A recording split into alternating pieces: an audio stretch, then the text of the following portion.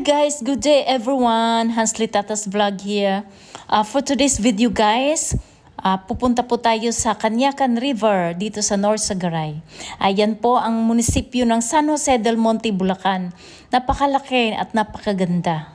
Di ba? Dito lamang yan sa San Jose del Monte, Bulacan. So ngayon guys, pupunta tayo sa Canyacan River. Medyo malayo pa. Maganda kasi walang traffic. Di crowded ang daan. Masaya pala at maaliwalas pag nandito. First time po akong sumakay dito sa likod ng pick-up. At nagkaroon ng pagkakataon na mag-video. Medyo mag-ingat lang kasi medyo mahangin. So ngayon, medyo malayo pa kami sa Canyacan River. Mag-ingat lamang. Masaya pala, maliwalas at preskong hangin. Yung pagpunta namin sa Canyacan River, nagulat po ako kasi last 2 years ago, medyo matagal na. Wala pong bayad, walang entrance. Pero ngayon, may entrance na. So okay lang, at least 20 pesos lang naman ang bawat tao. At least nakakatulong po tayo sa natin, sa city, sa lugar natin. Medyo walang traffic, maganda. Hindi crowded yung daan. Sana yung Maynila ganito, dire-diretso yung biyahe. Napakaganda, napakaaliwalas. Nagkayayaan po ang pamilya at kaibigan na magpailog kami kasi mainit na talaga ang panahon, summer na. So magpalamig tayo sa ilog guys. Malamig yung tubig dun sa Canyacan River. Kasi siya,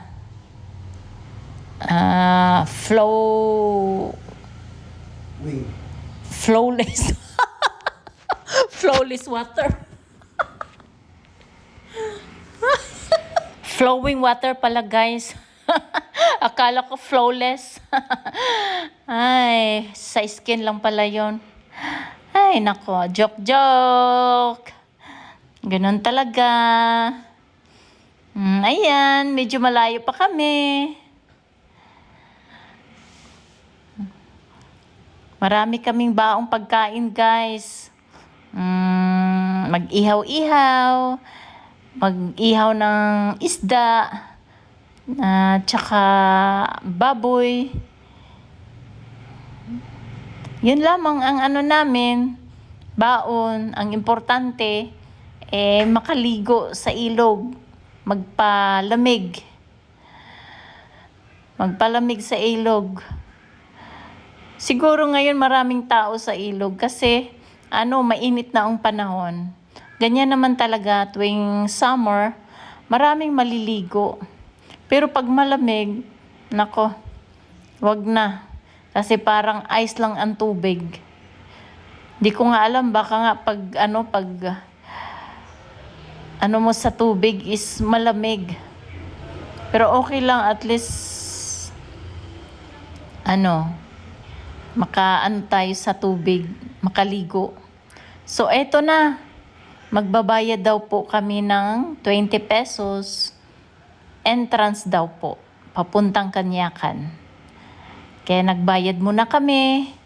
Magbayad muna kami ng 20. Yan, binibigyan po kami ng ticket.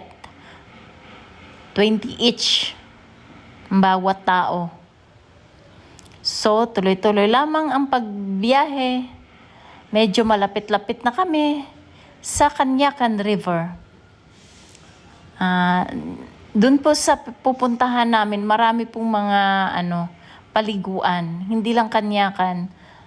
Marami silang hindi ko lang masyadong natandaan. Basta marami pong pwede paliguan doon. Marami mga cottage, mga din, yung pwede rin mag-overnight. O, di ba? Ayan, malapit na po. nakikita na. Nakikita na po yung ilog. Umpisa pa lang dyan. Ay, medyo may mga tao na. Yan, may mga cottage na. Dyan banda, wala masyadong tao. Ang pinakamaraming tao dun sa dulo, dun sa may Canyacan River at sa iba pang mga paliguan. O diba? Diyan pa lang marami ka nang makikita na paliguan, mga cottage, diyan sa tabi-tabi. Hindi ko alam kung magkano cottage nila kasi yung cottage namin doon is 500 pesos. Medyo malaki-laki na rin yung lamesa nila. Mag-ano lang tayo guys, mag-picnic, mag-ihaw-ihaw, magkwentuhan, palipas oras, stress reliever, ligo-ligo kahit malamig yung tubig. At least malamigan yung katawan mo dahil sa init ng panahon. Na traffic konti kasi siguro maraming tao dun sa unahan. Sige, tuloy-tuloy lamang ang pagbiyahe, ang pagdrive. Simula doon sa may dulo, pwede na mapaliguan na po yan hanggang doon sa Canyacan River. Tsaka may may dulo pa talaga to. Dito banda is malalim. Kikita po natin na malalim at marami na pong tao. Yan, may mga kubo-kubo na. Di ko po alam kung magkano cottage nila dyan. Hindi pa namin nasubukan dyan maligo. Ayaw namin dyan kasi malalim. May mga bata kaming kasama. Yan, tuloy-tuloy lamang. Dito kami banda. Walang masyadong sasakyan kaya walang traffic. Eto, medyo malapit na. Nagdahan-dahan lamang kami kasi para naman tumitingin-tingin lang kami sa paligid kung saan pwede maligo. Pero ang route talaga namin is Canyacan. Kasi nasasanay na po kami doon maligo. Malinaw kasi ang tubig, tsaka hindi masyadong malalim. Tsaka walang mga malalaking bato. Maganda siya paliguan. Hindi dangerous. Normal lamang. Normal na ilog. Maraming nag-aabang dyan na nang aalok na doon daw sa kanila banda maligo, magre-rent ng cottage. Pero ayaw namin kasi nga hindi kami sanay. Kaya dire-diretso lamang kami, doon lamang kami sa Canyacan. Kasi ang Canyacan kasi maraming nagbibinta din ng mga pagkain, maraming mga food stalls, mga kung ano-anong binibinta nila, mga inumin, mga alak, mga soft drinks, basta maraming mga pagkain binibinta nila. So, dito na kami. Nasa unahan lamang po ang Canyacan River. Yan, medyo rough road. Rough road yung dadaanan natin papunta doon. Kaya nagdahan-dahan lamang tayo para smooth ang takbo ng sasakyan. Advantage dito yung pick up kay yung daan. Oo. Dede.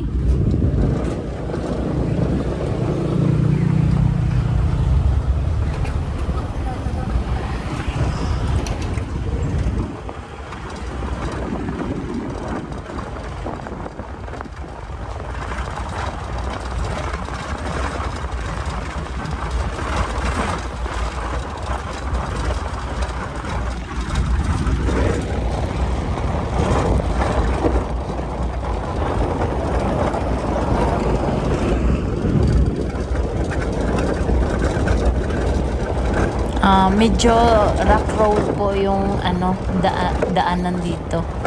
Yung kalsada nila. Hindi pa na semento.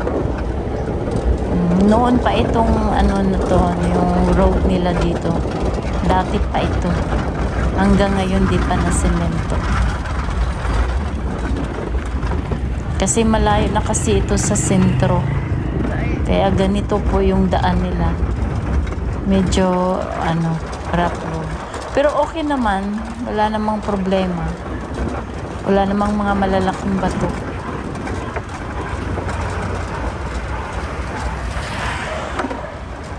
Yan. Papasok po yung Kanyakan River. Yan, mga hotel-hotel yan, no? Oo. Wow. Overnight. Oh, overnight.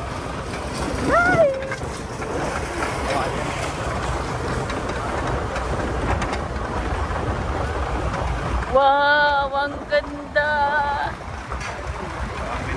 Oo, grabe. Kala mo eh.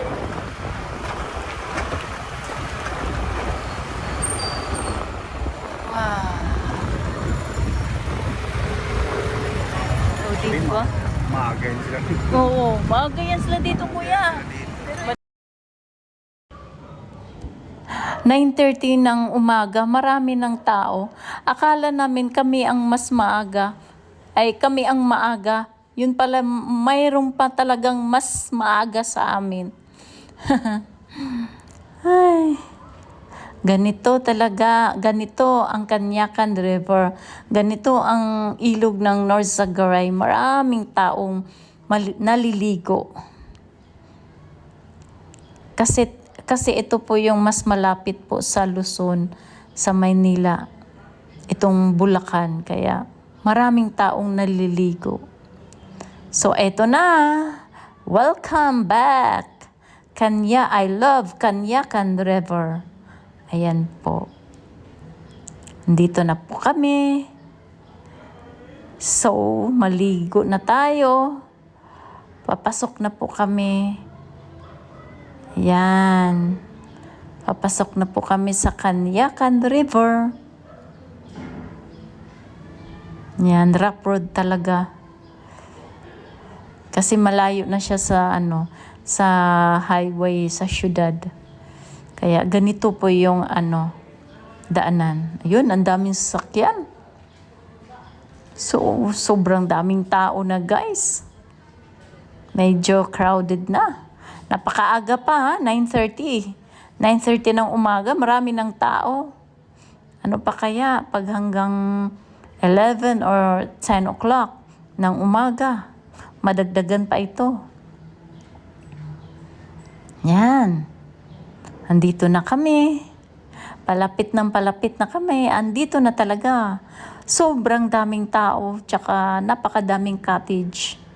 Yan. Yung cottage po dito, 500 lang. Okay na rin. Hindi masyadong mabigat sa bulsa. Okay guys, hanggang dito lang muna ako. Thank you very much. Bye!